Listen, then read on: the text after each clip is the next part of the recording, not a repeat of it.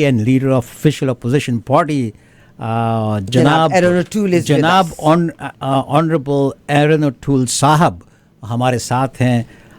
Mr. Erin O'Toole, how are you, sir?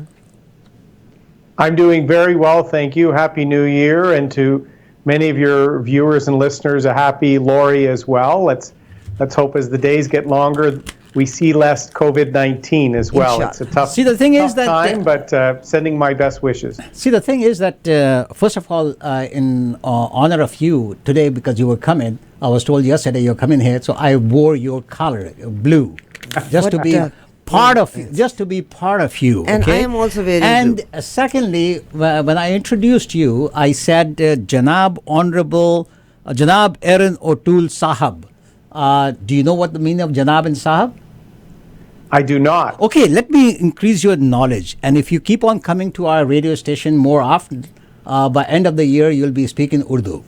Janab means honorable, and Erin O'Toole. Sahab means Mr. Honorable Erin O'Toole. Was that a good introduction? Very kind. Thank you very kindly. And leader of the opposition, I just want to, it's so good.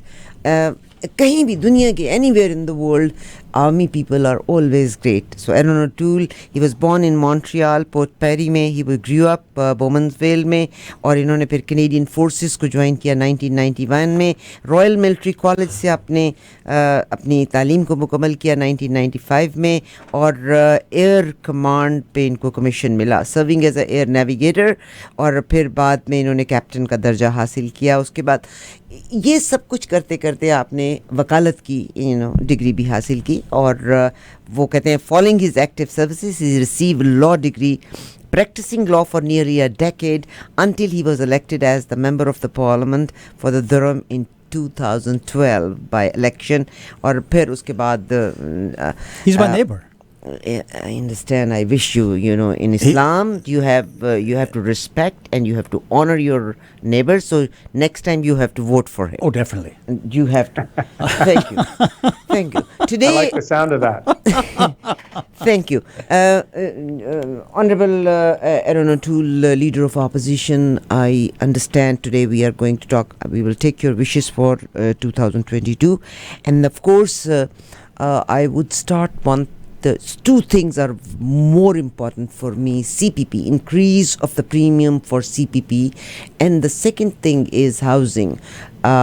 This is insane at the moment. Those who can afford, they have 10 houses living in one and investment properties other than that. But whereas those there are people who don't have even a single home. I would like to talk to you about that. First of all, anything what you would like to say first? Well, we need a plan, because you're absolutely right. We've seen housing become unaffordable for many, many families. And not only is home ownership out of reach, rents are going up dramatically in the GTA and the Vancouver region. And so a lot of young professionals, young people out of school, are now moving back home with their parents because they can't afford to rent, let alone save for a home.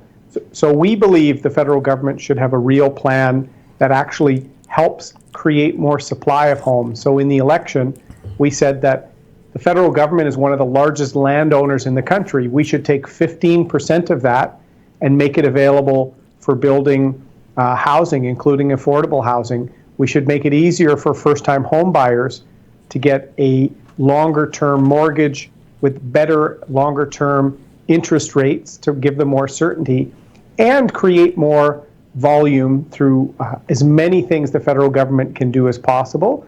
And we have very serious concerns about many in the Liberal government that want to tax people's homes as a way of dealing with the housing crisis. We think that's unfair, and so the Conservatives oppose ideas like that, and I think we just need to get more properties built.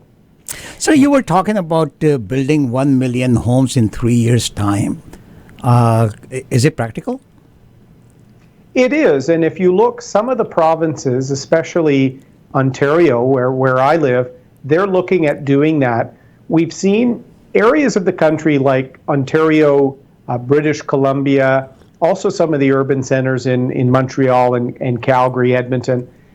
A lot of immigration comes to those centers, but we haven't seen the increase in home building to keep pace with the size of the population. And as municipalities are putting more rules, more delays, more costs, it's harder for homes to get built. So the federal government can encourage the building of homes by tying our transfers for infrastructure to faster home building.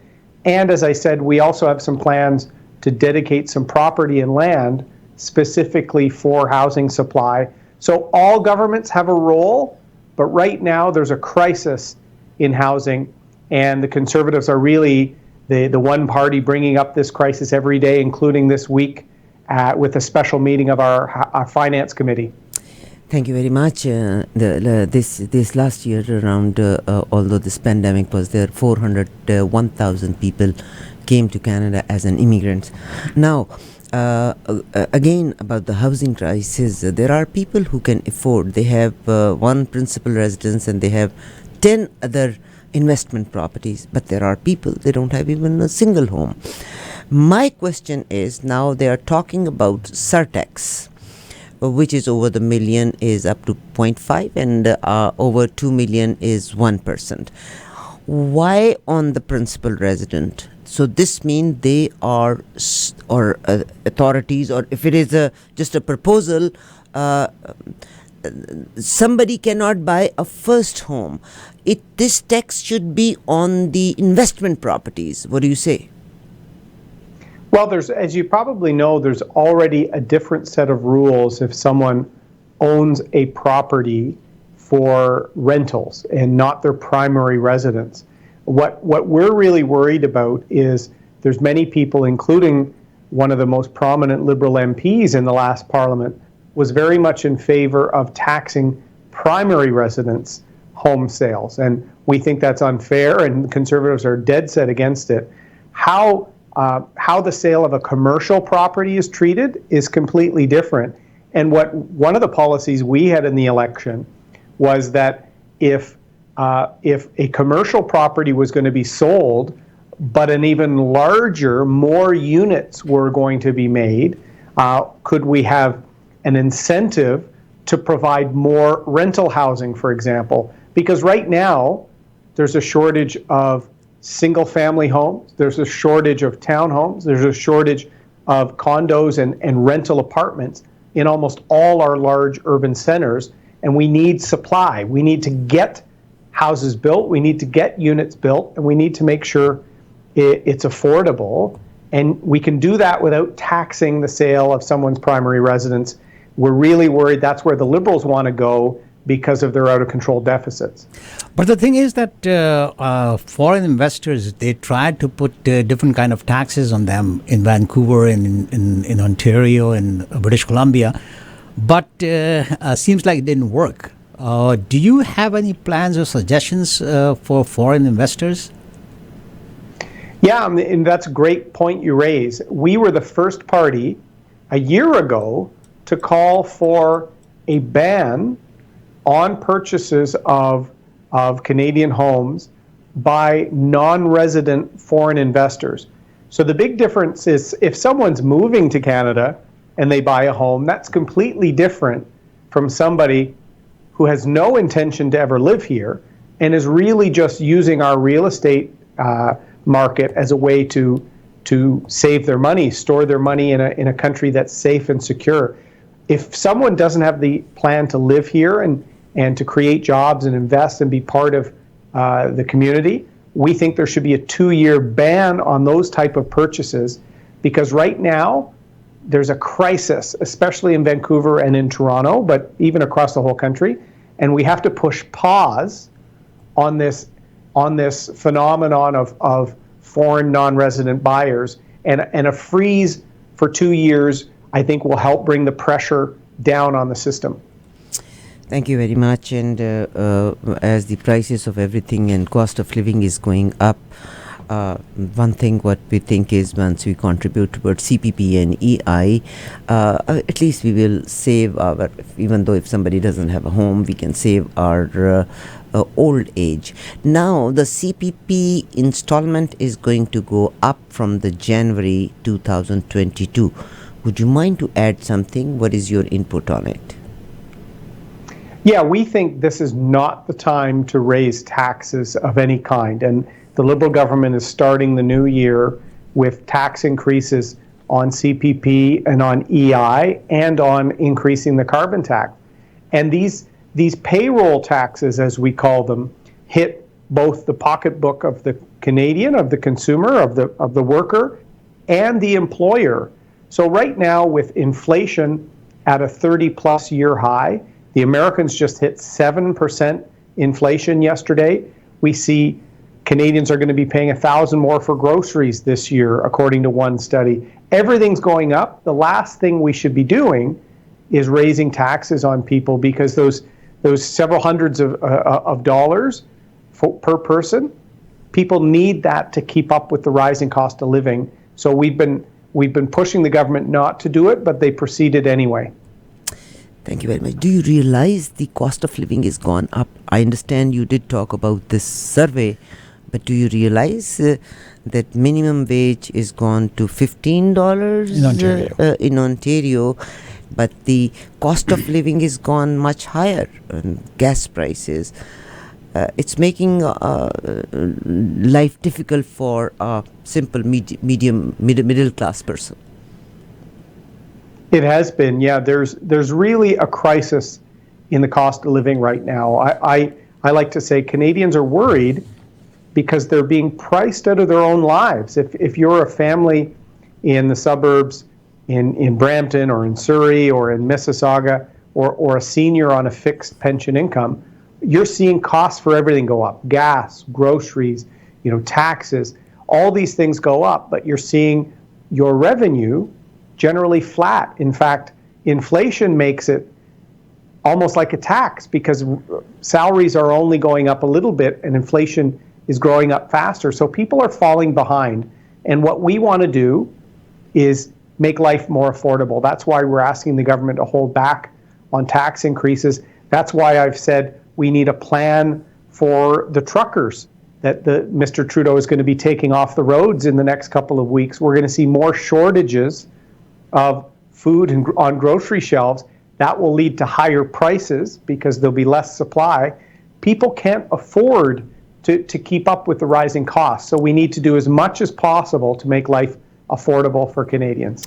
Thank you very kindly, Leader of Opposition, Janab Erin O'Toole.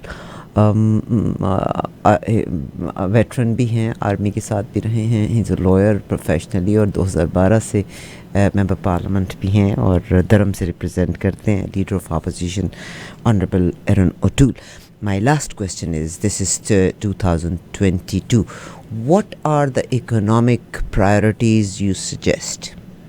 And what are the economic priorities? Well, the first one is what we've been talking about, is inflation and the cost of living. We call it just inflation, Justin Trudeau's inflation, that a year ago his finance minister said prices would go down. I must say that you have a very good name for that. Yeah, just inflation. So we're going to try and fight to keep costs down. We want to make housing more affordable for Canadians, so we're going to be putting forward a number of ideas. In fact, Pierre Poilievre and the members of our finance committee are working on that this week. We want to see rapid tests, and we want to see more masks so that we can have fewer lockdowns. We need to manage COVID. We shouldn't be doing the same thing like we did 2 years ago. And then we want to help small business owners. Many of them have been affected by lockdowns. Many of them are having trouble hiring people. We want to make sure there's as many good jobs as possible. And small business owners build up our country. They take a lot of risks. They work really hard. So the Conservatives are going to fight hard for small and medium-sized businesses.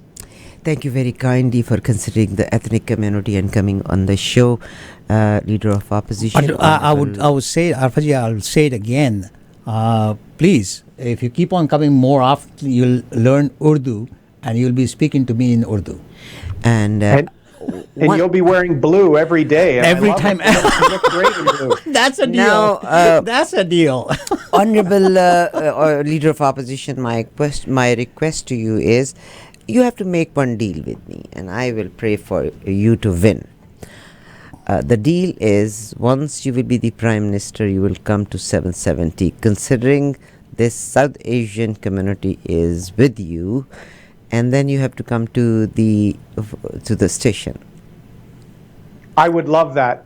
I'm promising you right now. Because today it's I'm easy up to to the get station. hold of you. The day when you will be Prime Minister, it will be very difficult for me to reach to you. And I request. But he just you, promised. He said yes. You promised. You have my and word. I will pray you will be the Prime Minister. Thank you. Thank you both. There are a lot of Happy New Year, questions, happy but Lori. hopefully very soon we'll be talking to you again. Again, inshallah. Thank you very much. I Take care. appreciate it. Thank you so much.